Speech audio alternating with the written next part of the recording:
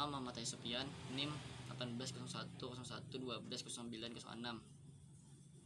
Di sini saya menjelaskan tentang hak paten. Yang pertama, permohonan hak paten. Hak paten diberikan berdasarkan atas permohonan, dan setiap permohonan hanya dapat diajukan untuk satu invensi atau beberapa invensi yang merupakan satu kesatuan invensi. Satu kesatuan invensi adalah beberapa invensi yang baru masih memiliki keterkaitan langkah inventif yang erat. Selanjutnya, atas setiap permohonan hak paten akan diumumkan oleh pemerintah yang dilakukan dengan menerjemahkan dalam beberapa resmi paten yang diterbitkan secara berkala oleh Ditjen Haki atau menempatkannya pada sarana yang khusus yang disediakan dengan mudah serta jelas dapat dilihat oleh masyarakat. Atas permohonan yang diajukan, Ditjen Haki akan diberikan keputusan untuk menyetujui atau menolak permohonan. Hal-hal yang harus dimuat dalam permohonan yaitu: yang pertama, tanggal, bulan, dan permohonan. Yang kedua, alamat lengkap dan alamat jelas permohonan. Ketiga, alamat lengkap dan kewarganegaraan inventor. Keempat, nama dan alamat lengkap kuasa apabila permohonan diajukan melalui kuasa. Yang kelima, surat kuasa dalam hal permohonan diajukan oleh kuasa. Yang keenam, pernyataan permohonan untuk dapat diberi paten. Yang ketujuh, judul invensi. Yang kedelapan, klien yang terkandung dalam invensi. 9. Deskripsi tentang invensi yang secara lengkap memuat keterangan tentang cara melaksanakan invensi. Yang 10. Gambar yang disebutkan dalam deskriptif yang diperlukan untuk memperjelas invensi. Yang terakhir, abstrak invensi. Selanjutnya, pengumuman hak paten. Setelah masa pemeriksaan dilalui dan seluruh persyaratan formalitas dinyatakan lengkap, maka tahap berikutnya adalah pengumuman. Masa pengumuman akan dimulai sejak setelah 18 bulan berlalu dari sejak tanggal penerimaan dan akan berlangsung selama 6 bulan. Masuki masa pengumuman ini, permohonan paten akan dimuat dalam beberapa resmi paten dan media resmi pengumuman paten lainnya. Tujuannya adalah membuka kesempatan kepada masyarakat untuk mengetahui mengenal invensi yang dimohonkan paten, di mana masyarakat bisa mengajukan beberapa keberatan secara tulis kepada DJHKI. Jika masyarakat mengetahui bahwa invensi tersebut tidak memenuhi syarat untuk dipatenkan, segera setelah masa pengumuman berakhir atau selambat-lambatnya 36 bulan dari tanggal penerimaan. Selanjutnya, pemeriksaan substantif. Pemohon dapat mengajukan permohonan pemeriksaan substantif dengan menyerahkan formulir yang telah dilengkapi dan membayar biaya ke DJHKI. Jika pemohon tidak mengajukan permohonan pemeriksaan substansif dalam waktu batas 36 bulan dari tanggal penerimaan tersebut, maka permohonan akan dianggap ditarik kembali dan dengan demikian invensi menjadi public domain.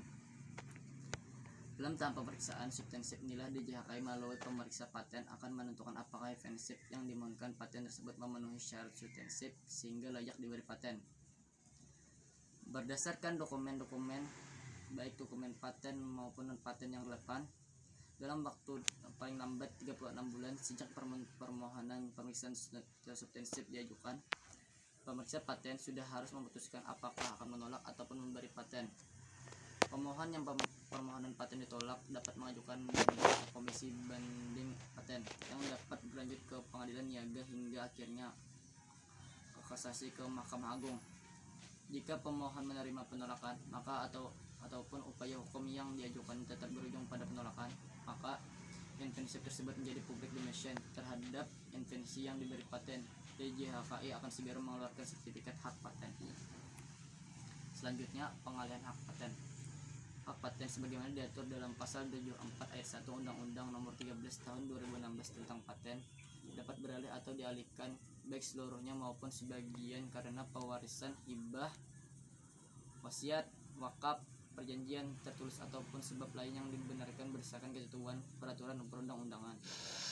Pengalihan hak paten harus disertai dokumen asli paten berikut hak yang lain dengan paten. Segala bentuk pengalihan hak paten atas paten harus dicatat dan diumumkan dengan dikenai biaya. Selanjutnya, lisensi hak paten.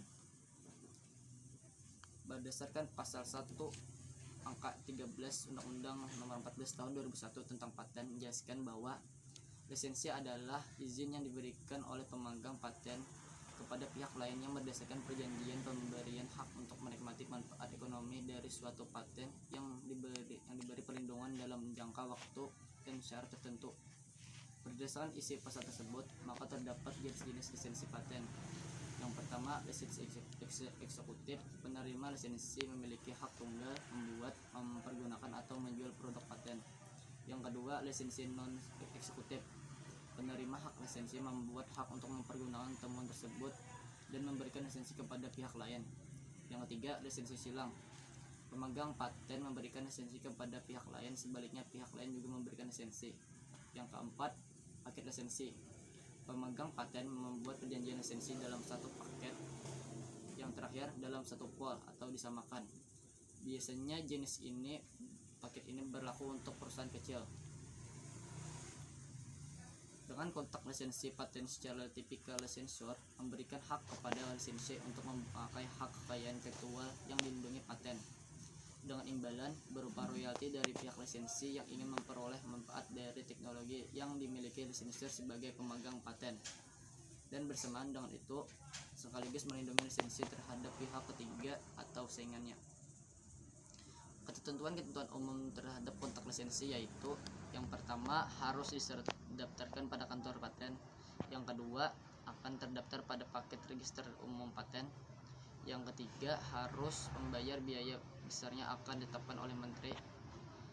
Oleh karena dasar-dasar untuk kontrak lisensi paten akan tetap menggunakan ketentuan-ketentuan umum dalam KUH Perdata, terutama ketentuan-ketentuan tentang perjanjian, tetapi kebebasan berkontrak akan dibatasi oleh pasal 28 ayat 1 tentang Undang-Undang Paten. Itu saja dari saya, salah hilap mohon maaf.